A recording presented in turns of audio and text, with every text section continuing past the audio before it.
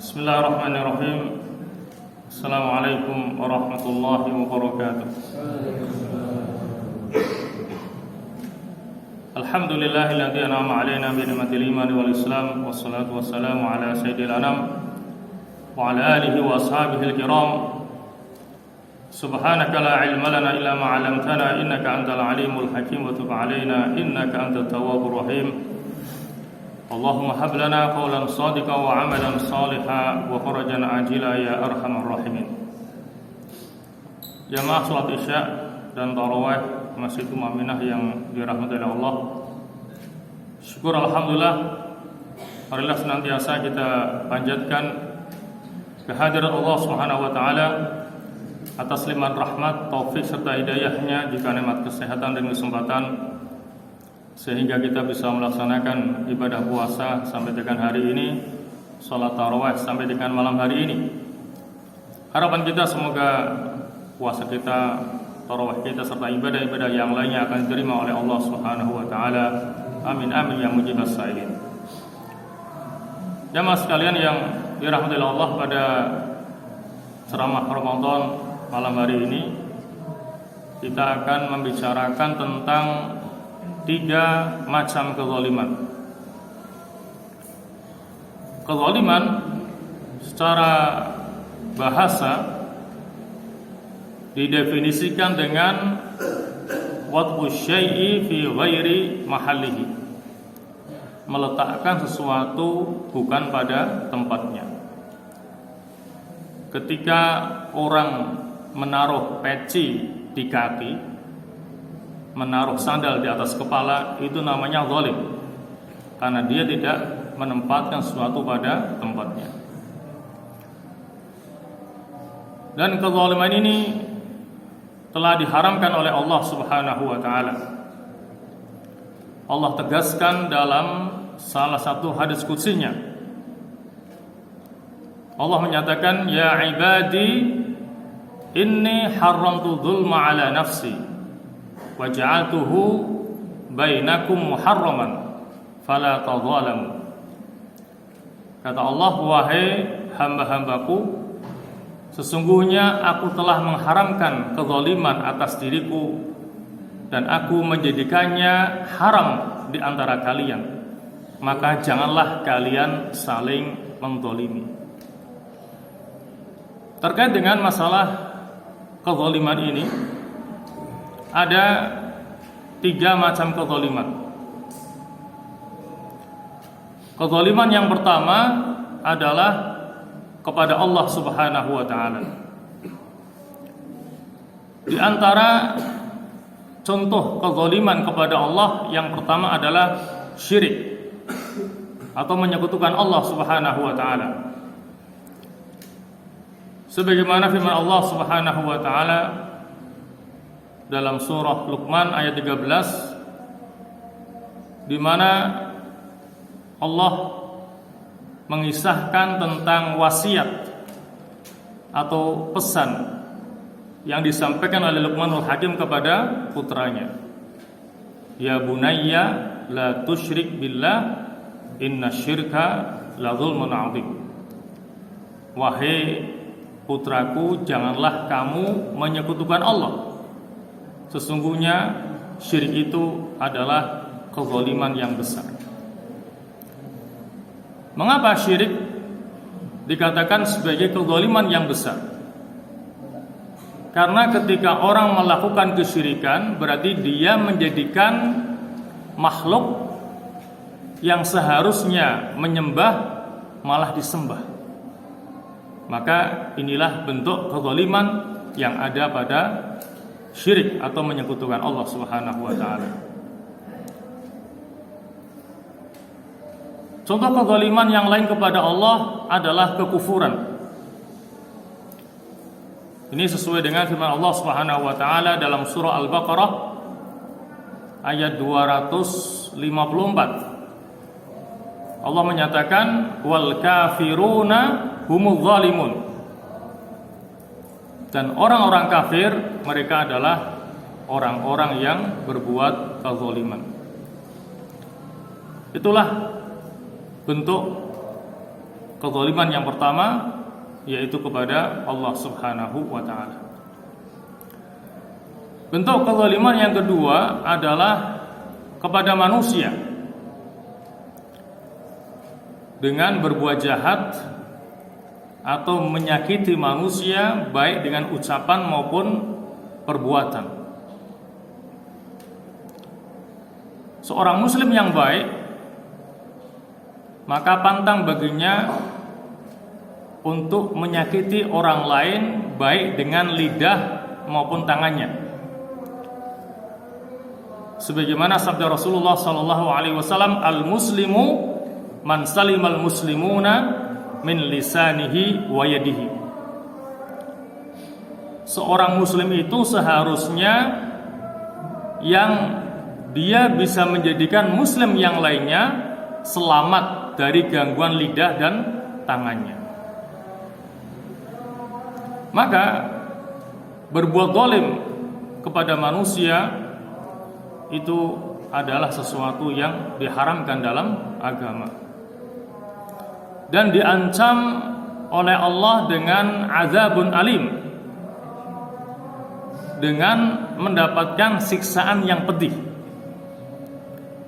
Sebagaimana firman-Nya dalam surah Asy-Syura ayat 42, Allah Subhanahu wa taala berfirman, "Innamas sabilu 'alal ladzina yadhlimuna an-nasa wa yabghuna fil ardi bighairil haqq ulaika lahum 'adzabun alim." Yang artinya sesungguhnya kesalahan itu hanyalah ada pada orang-orang yang berbuat zalim kepada manusia dan bertindak melampaui batas di muka bumi dengan tanpa mengindahkan kebenaran. Bagi mereka akan mendapatkan azab yang pedih, baik di dunia maupun di akhirat nanti. Di dunia yang pasti orang tidak akan suka kepada orang yang banyak berbuat kezaliman terhadap orang lain. Dan di akhirat bisa mengakibatkan orang itu nanti dalam keadaan bangkrut. Rasulullah sallallahu alaihi wasallam pernah suatu ketika bertanya kepada para sahabat-sahabatnya, "Atadruna manil muflis?" Tahukah kalian siapakah orang yang bangkrut itu? Qalu, para sahabat mengatakan, "Al-muflisu fina man la dirham lahu wa la mata'." Kata para sahabat, orang yang bangkrut di antara kita adalah orang yang tidak punya uang dan tidak punya harta. Itu pandangan para sahabat terhadap orang yang bangkrut. Tetapi Nabi kita Muhammad menjelaskan kebangkrutan yang sesungguhnya, terutama kebangkrutan di akhirat nanti. Rasulullah mengatakan, "Al-muflisu min ummati man ya'ti yaumal qiyamah bi salatin wa siyamin wa zakatin wa ya'ti wa qad syatama hadha wa qadhafa hadha wa akala mala hadha wa safaka dama hadha wa daraba hadha fayu'ta hadha min hasanatihi wa hadha min hasanatihi wa in faniyat hasanatuhu qabla an yuqda ma alayhi ukhidha min khatayahum faturihat alayhi thumma turiha finnar." Kata Rasulullah, orang yang bangkrut dari umatku kelak pada hari kiamat adalah orang yang nanti datang dengan membawa pahala sholatnya, pahala puasanya, pahala zakatnya. Akan tetapi dia juga banyak membawa dosa yang diakibatkan oleh kezalimannya terhadap orang lain. Di sini Nabi mencontohkan 5 bentuk kezaliman. Yang pertama, syatama hada. Dia banyak mencaci maki orang lain. Wa qadhafa hada. Dia suka memfitnah orang lain. Wa akala mala hada. Dia memakan harta orang lain. Wa safaka dama hada. Dia menumpahkan darah orang lain, artinya membunuh. Wa daraba hala, dan dia memukul atau menyakiti orang lain. Itulah 5 bentuk kezaliman yang dicontohkan oleh Nabi pada hadis ini. Kemudian kepada orang-orang yang dizalimi itu akan diberikan kepada mereka dari kebaikan-kebaikan orang yang telah menzaliminya. Apabila kebaikan orang yang berbuat zalim telah habis, sementara masih banyak tuntutan atas dirinya, maka orang-orang yang dizalimi, dosa dan kesalahannya akan diambil, lalu dilimpahkan kepadanya, kepada orang yang telah menzaliminya. Tsumma turiha finnar, kemudian dia akan dilemparkan ke dalam api neraka. Karena kebaikannya telah habis dan dia ketambahan dosa dari orang-orang yang telah dizaliminya. Oleh karena itulah maka kita harus menjauhi yang sejauh-jauhnya berbuat zalim kepada orang lain, karena di dunia kita akan dibenci oleh orang dan di akhirat kita akan termasuk minal muflisin, di antara orang-orang yang bangkrut. Jamaah sekalian, bentuk kezaliman yang ketiga adalah kezaliman terhadap dirinya sendiri dengan banyak melakukan perbuatan maksiat dan dosa.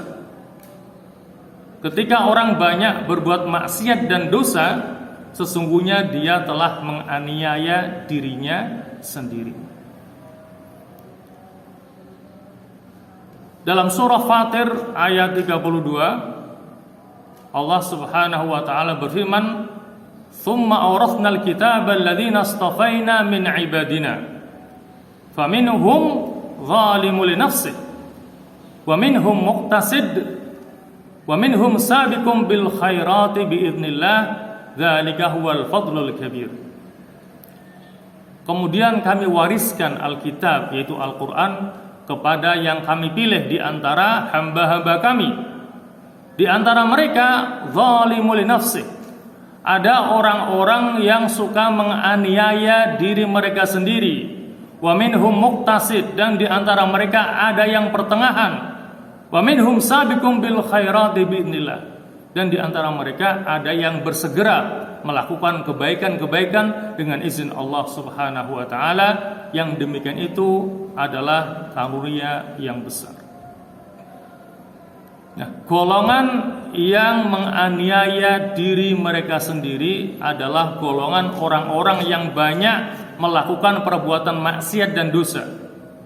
Kalau ditimbang-timbang, maka dosa dan kesalahannya jauh lebih banyak daripada kebaikan-kebaikan yang dikerjakannya. Dan kita harus ingat bahwa setiap perbuatan maksiat ataupun dosa yang kita kerjakan itu merupakan satu noktah hitam yang akan mengotori hati kita. Semakin banyak dosa yang kita perbuat, maka semakin banyak titik hitam yang akan mengotori hati kita. Semakin banyak noktah hitamnya, hati kita akan sakit sampai pada akhirnya mungkin bisa mati. Ketika hati sakit, apalagi mati, maka sulit untuk mendapatkan petunjuk dari Allah Subhanahu wa taala. Dan itulah yang diisyaratkan oleh Allah Subhanahu wa taala dalam surah Al-Mutaffifin ayat 14. Kalla bal rana ala qulubihim ma kanu yaksibun. Sekali-kali tidak. Bahkan apa yang mereka kerjakan itulah yang telah menutupi hati mereka. Jadi hati mereka menjadi hitam legam, tertutupi oleh noktah hitam yang diakibatkan oleh perbuatan maksiat dan dosa yang dikerjakannya selama ini. Ya mas lain, itulah 3 kezaliman yang kita harus sama-sama menjauhinya yang sejauh-jauhnya. Pertama, zalim kepada Allah. Yang kedua, zalim kepada manusia. Dan yang ketiga, zalim kepada diri kita sendiri. Sebagaimana yang dipesankan oleh Rasulullah, ittaqu zulma fa inna zulma zulumatun yaumal qiyamah. Jauhilah perbuatan zalim, karena sesungguhnya kezaliman itu akan mendatangkan kegelapan-kegelapan kelak pada hari kiamat. Itulah yang bisa kami sampaikan, semoga ada manfaatnya. Aqulu qouli hadza wa astaghfirullahal azim li wa lakum. Wassalamualaikum warahmatullahi wabarakatuh.